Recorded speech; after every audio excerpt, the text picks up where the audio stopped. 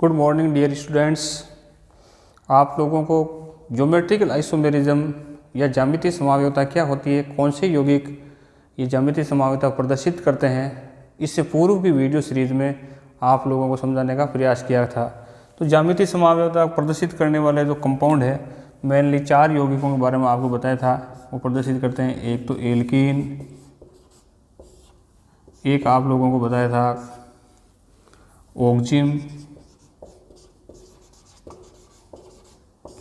एक आपको बताया था डाइएजो कंपाउंड या एजो यौगिक, और एक चक्रीय हाइड्रोकार्बन या चक्रीय यौगिक या साइक्लिक यौगिक। ज्यामितीय समव्यवता का दूसरा नाम होता है समपक्ष विपक्ष समव्यवता, या जिसको इंग्लिश में बोलता है सिस ट्रांस आइसोमेरिज्म। उस कौन से प्रदर्शित करते हैं, उसके प्रदर्शित करने के क्या रूल है, तो वो आप लोगों को इससे पूर्व की वीडियो सीरीज में बता चुके हैं। आज का अपन का जो टॉपिक है, ज्यामितीय समव्यवताओं का नामकरण कैसे किया जाता है।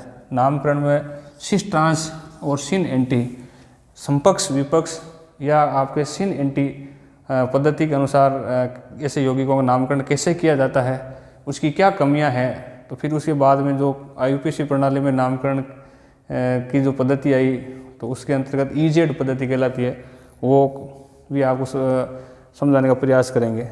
तो आज अपन जो ले रहे हैं समपक्ष या सिस ट्रांस, तो सबसे पहले मैं आपको एल्कीनों का उदाहरण ले रहा हूँ।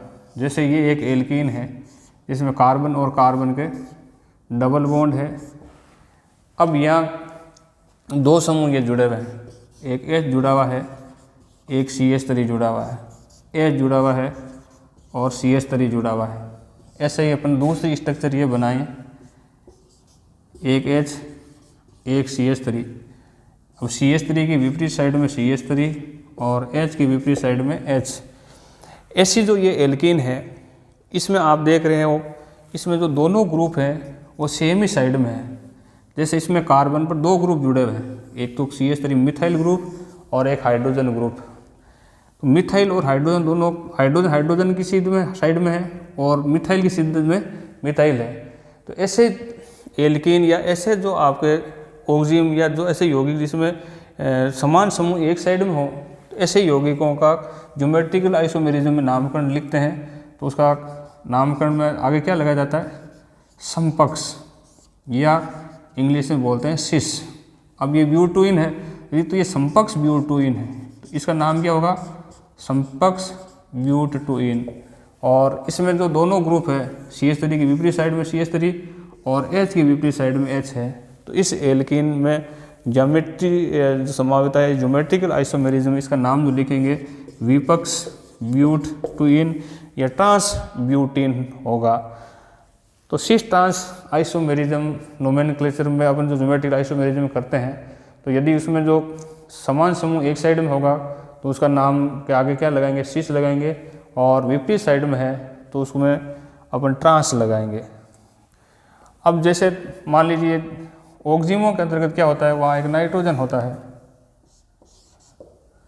तो वहाँ सिस ट्रांस है वो वर्ड यूज में लेकर के सिन एंटी यूज में लिया जाता है। जैसे ये जो मान लीजिए यहाँ हाइड्रोजन ग्रुप जुड़ा हुआ है, तो वो जो हाइड्रोजन होगा वो आपके ज़्यादा वरीयता वाला समूह और होगा तो वो सिन कहलाएगा, और यही आपकी इसकी इस साइड में होगा ऑक्जिम का, तो उसका नाम क्या होगा, एंटी नाम होगा। ऐसे ही जो डाइएजो कंपाउंड है, डाइएजो कंपाउंडों के अंतर्गत जैसे ये हाइड्रोजन है, वो एक ही साइड में है तो वो सिन कहलाएगा। जैसे मान लीजिए ये CH3 है और यहाँ हाइड्रोजन है, ये एक ही साइड में है तो वो सिन कहलाएगा, और ऐसे इसकी विपरीत साइड में जुड़ गया तो वो आपकी क्या कहलाएगा, एंटी वर्ड है, वो यूज में लेंगे।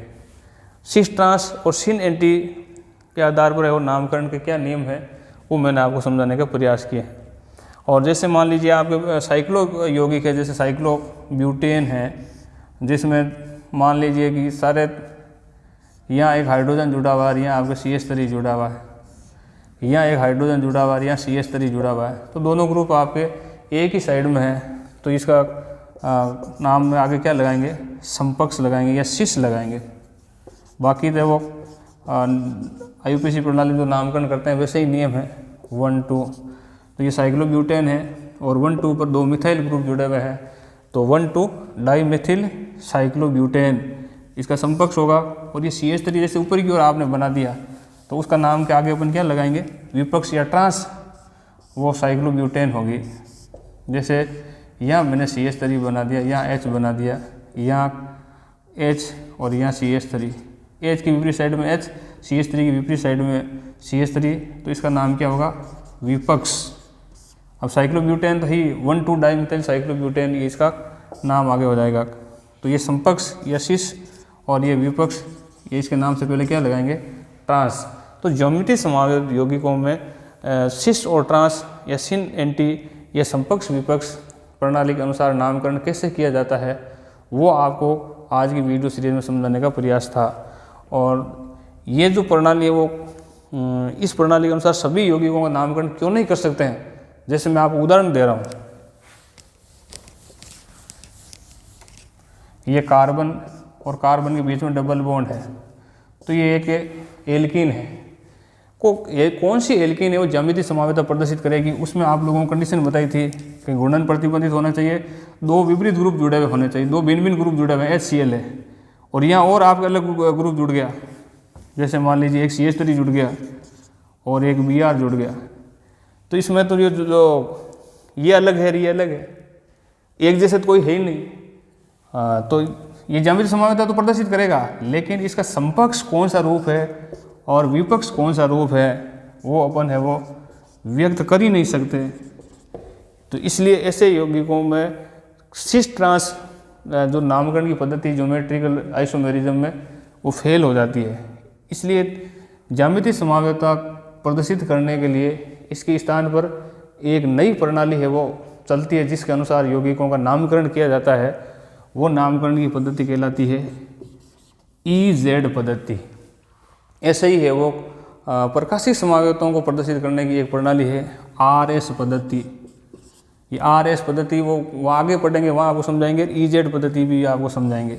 तो EZ प्रणाली में या RS प्रणाली में किसी यौगिकों का आप नामकरण करते हैं तो नामकरण करने से पहले आपको सीक्वेंस रूल है कान, इंग्लोड और प्रीलोग का, कान, इंग्लोड और प्रीलोग, जिसको शॉर्ट में बोलते हैं CIP रूल, उसके अनुसार है वो समूह की वरीयता का निर्धारण होता है या सीक्वेंस का निर्धारण होता है।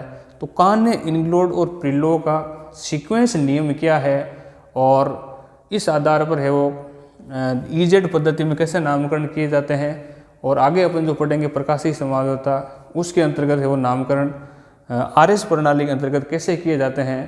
तो वो एक वीडियो की अलग सीरीज अपन वो लेंगे, जिसके अंतर्गत आप लोगों को CIP रूल है वो पूरा समझाने का प्रयास किया जाएगा। फिर उसके बाद में आपको EZ पद्धति और RS पद्धति में नामकरण के बारे में समझाया जाएगा।